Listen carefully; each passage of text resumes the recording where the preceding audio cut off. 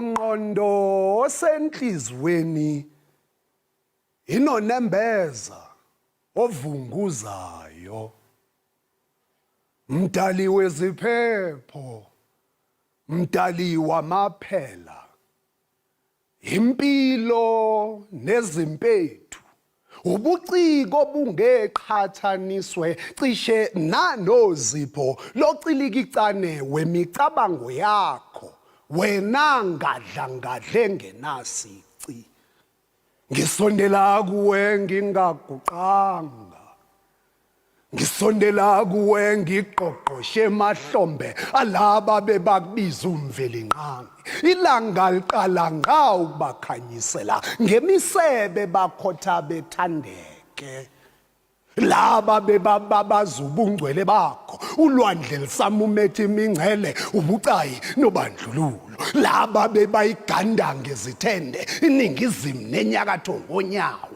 imigede imifula namathafa nakho konke kunokuphila phakathi kwakho bekwazi okuphuma kwelanga nokushona kwalo inkwindla nentwasahlobo betshale emhlabathini banikele kuwe ngezibongo labo ombewu yabo ikhungethwe ukhula labelumbi phansi kwakho dwaleli dilika lizikhongozele ngolwandle ngathinteki indlebe zamuntu ngisondezwa ngamagagasi enkumbulo kungani ukuvunguzela konembeza kungazigubudelanga olwandle izinhliziyo ezigayi izibozi uzazi mdali wokuthula mvikeli wezilwanyana ezikhasayo neziguquguqukayo kulomhlaba onemibalabala phinda ungikhumbuze mina ngingubani ngikhumbuza ukuzithanda okungenamingcele ngikhumbuza ukukhumbula nokuzimela manje kuze kube ngunaphakade makwenzeke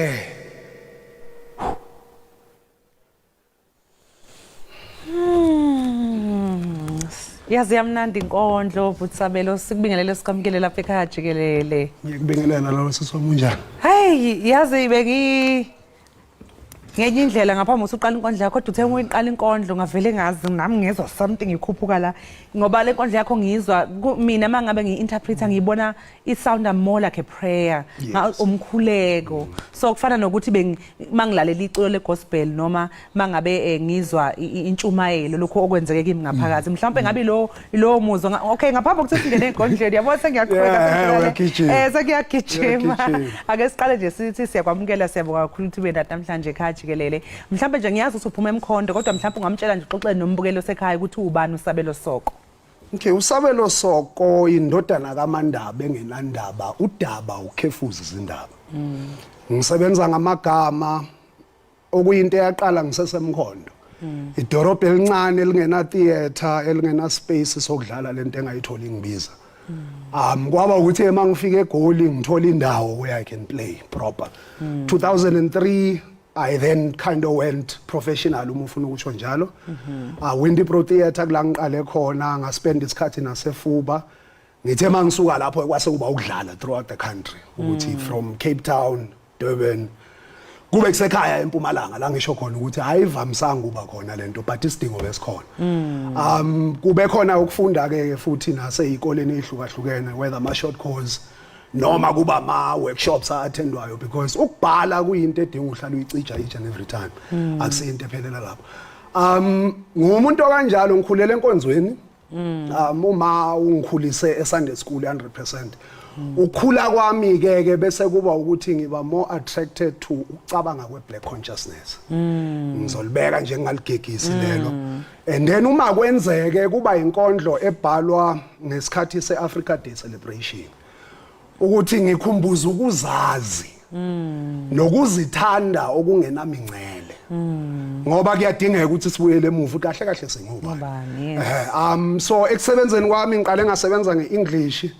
and then kwase kufika isikhathi ke lalo limi lingibuza khona ukuthi indoda uzama ukuthini kahle kahle ebantwini noma ngiyithola lento engizama ukuyisho uthola ukuthi inkosi ukuthi sometimes ngibuyele back kunalo limi engalincela ukuze iphume the way kufanele iphume ngayo. Usabelo loyo. Usabelo ke lo. Hayi cha umchazela usabelo simzwile impela. Ngikuza ukukhuluma ngeshashalazi ngoba omunye umuntu bezonaka ukuthi okay i-poet, i-poem and then ishashalazi umbhali, i-theater kanjani ngena kanjani kwi-mix? Okay, ngoba ngeke ngamention uma. Uma webengenza iSunday school, uma ngenza iSunday school ngangidlala igeshi. Kusukela ngimncane. Kuyo ngidirectayo. Esontweni. Yes. Sometimes angifake kule character le, sometimes kuyikosa ukuthi uimprovise ngoba kudecide wena namuhla ukuthi uzodlala le character le. Yeah. Uma ngiqeda umatric matikuletsheni, indawo yokuyoperforma nokwenza iart kwakuyinto engakhulumi ngoba ngiqhamuke edorobheni elincane. Into engaziwa leyo. Ukufika kwami eGoli ngifike ngaqale Windybro Center of the Arts. And then eWindybro ngafike ngajoina igroup engangiperforma nayo. Kuleyo group kunendoda eyaziwayo manje la South Africa bathi uNkunzi. Masotsha msiza kwakuubaba wami oqala so to say mangifika la Goli. Ngeinto zokuperforma, ngeinto zepoetry, itheater.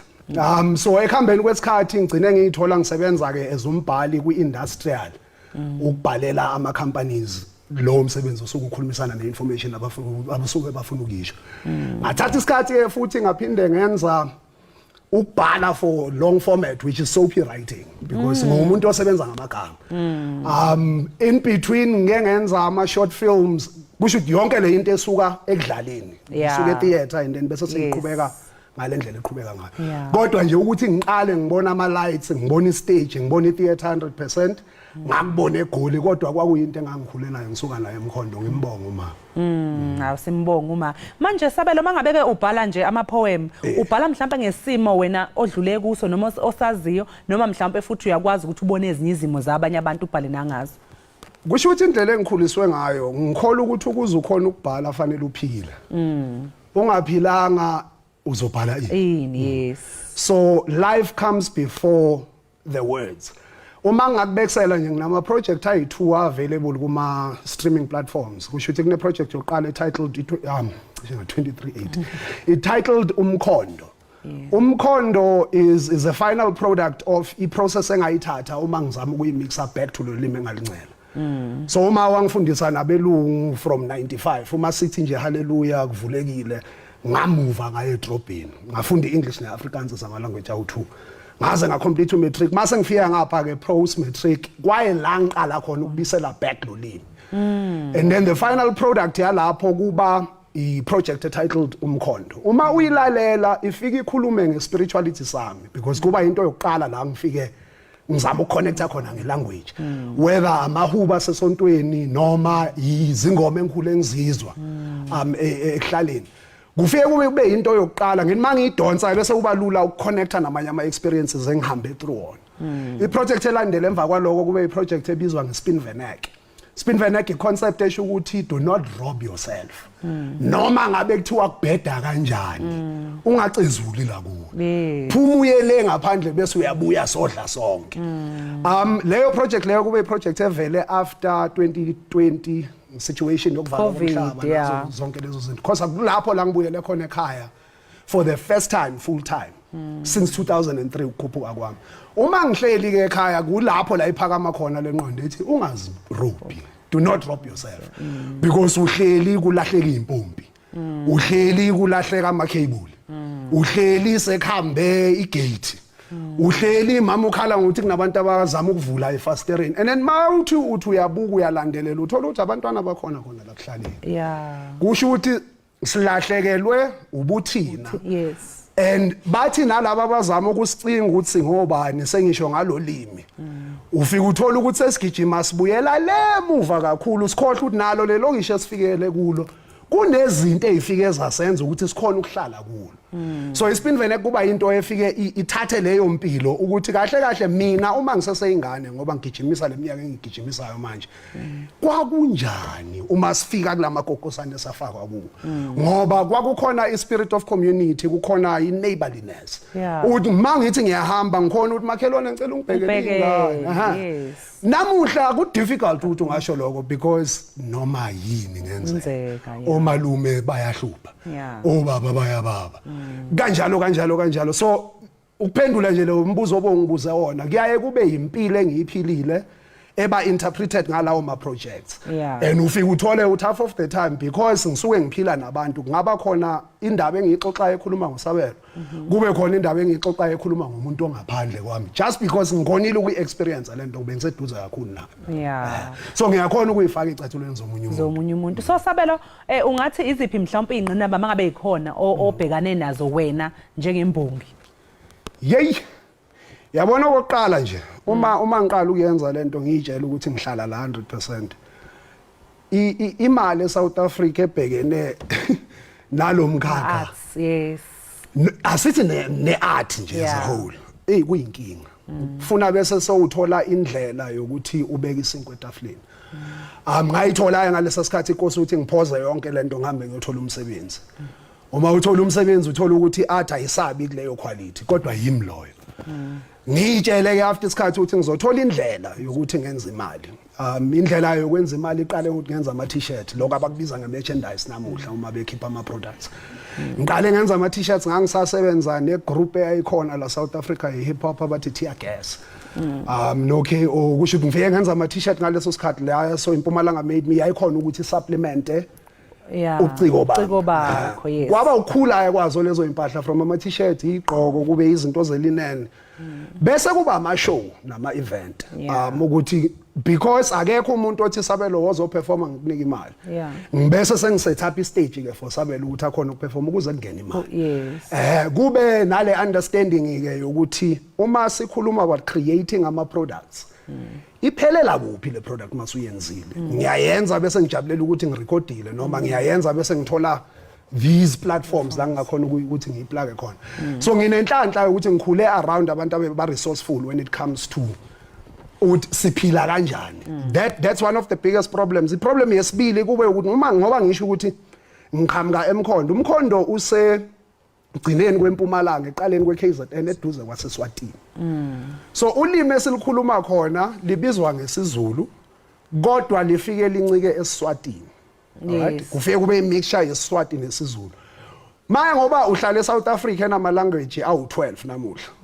Bazofuna ukuthi ube umZulu 100%. Noma kuzofanele usounde ngazi ukuthi uphuma kwisibaya. Angikhona ukusounda ngathi ngiphuma kwisibaya, ngiphuma eMkhondo. Yes, eMkhondo. Ufike uthola ukuthi kuba nzima ke ukuthi ungene kwezinye zale ibase lezi. La kufanele kube ushowcase khona nomsebenzi. Ingakho I think over the past 20 years nje kuba ukuzenzela nokuyivulela indlela and ubaluleke kakhulu ukuzenzela Sabelo.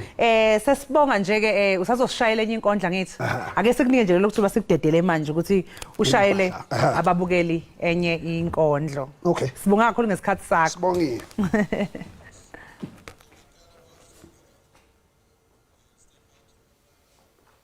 Uyabona back then mzukwana before abo please call bheka indaba zakho makhelwane before kuphakama ithupha eyikhangisa bukhoma ngathosiwa masaladi before kuphuma amafoni asithinta ngefilter isikhumbe esinedust before kuthiwa vuka uzenzele emntwini nokhathelo balwa nezibizo masipaladi before isnake seNokia ne-high score nama-private calls ahambelanayo bekunomuzwa obikelanayo obamba zonke izimpawu njengonwelo lushwaqayo.